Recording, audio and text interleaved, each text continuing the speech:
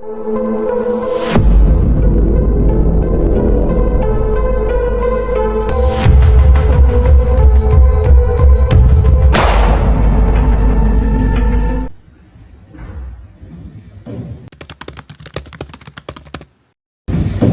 saya Ratna Pudianto. Saya seorang sejarawan di kota Surabaya. Saya menjadi sarjana sejarah pada usia 31 tahun.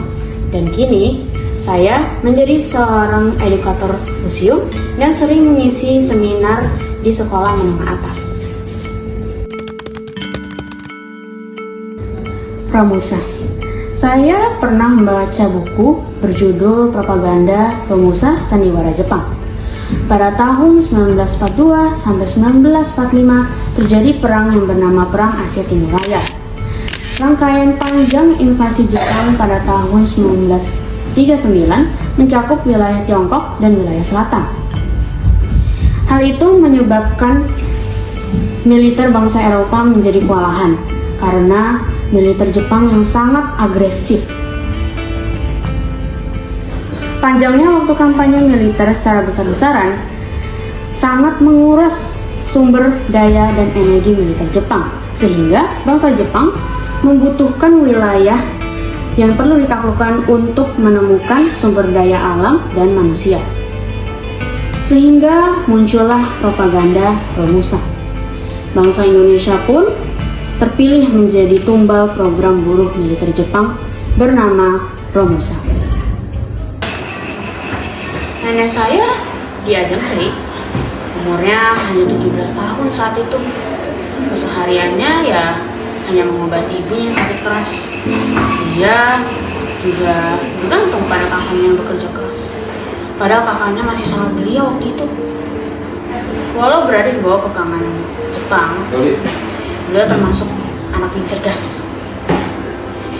Suatu hari, Pak Kepala Desa memerintahkan semua laki-laki dari setiap keluarga di desa tersebut untuk melakukan pekerjaan yang terhormat.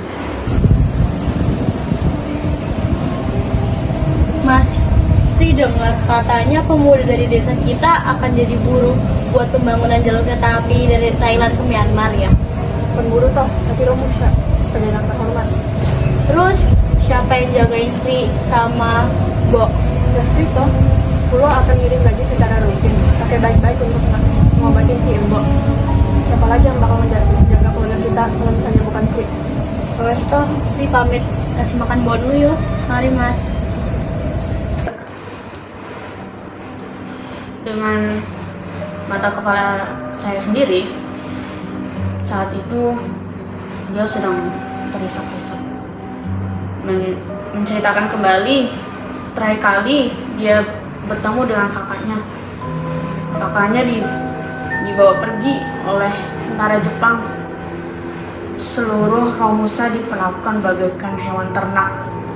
Mereka dibawa pergi menggunakan gerbong yang sempit dan pengap.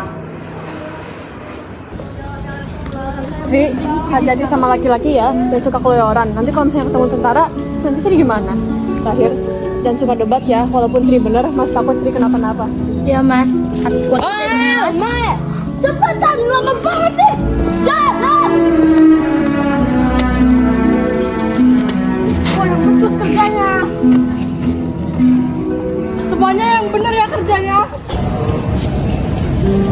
Sri, ini ada makanan. Iya Tuan. Buat saya Tuan. Di Jakarta. Buat saya Tuan. Terima saja. Makasih Tuan. Duduk sebentar ya. Oh maaf Tuan, saya harus ngasih makan Simbo dulu. Bentar. Walaupun kulit kerudungmu dibenci oleh orang-orang, kulit eresmu tetap paling cantik di mataku. Makasih Tuan. Sebenarnya, ada apa Tuan?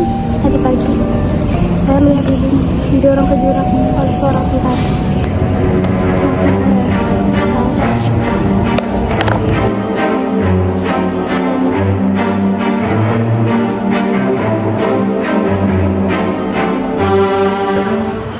Bulan kemudian, pada tahun 1943 di Banjarnegara, ibunya meninggal dunia. Akhirnya, dia dibawa oleh kekasihnya ke Jakarta. Kekasihnya adalah seorang pemuda Jawa campuran Jepang. Sri, kamu gak usah khawatir. Aku bakal jaga kamu dengan baik-baik di sana. Kamu tahu kan, aku kan baik banget. Aku nggak ngirim kamu menjadi Jugun Ianfu seperti teman-teman perempuanmu yang lain. Terus kabar kakakku yang sana gimana ya? Ya bagus, kan dia bekerja. Kamu juga tetap dapat uang setiap bulan kan? Tapi kok kakakku nggak pernah kirim surat ke aku. Udah deh, kamu gak usah khawatir. Di sana, dia dimasukkan ke sekolah dasar dan lolos menjadi penampung pelayan restoran dengan parasi yang sangat cantik.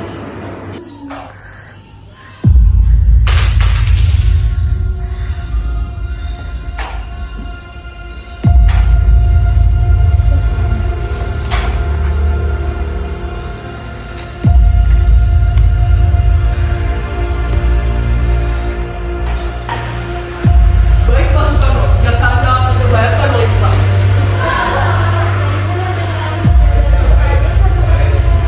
Ya, sudah siap menanyakan kepada para jemaat. Yuk.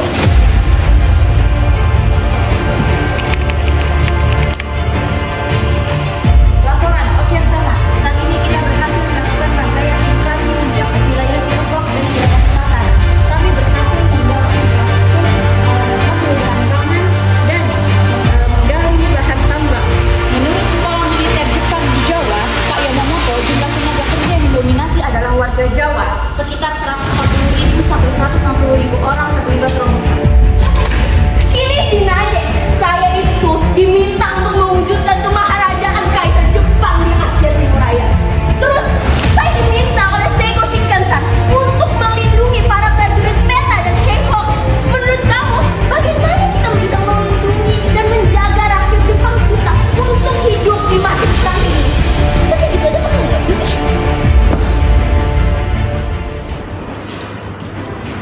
Di ibu kota sendiri, beliau tumbuh melihat kenyataan bahwa bangsanya sendiri terjajah dengan rasa nasionalisme yang tinggi.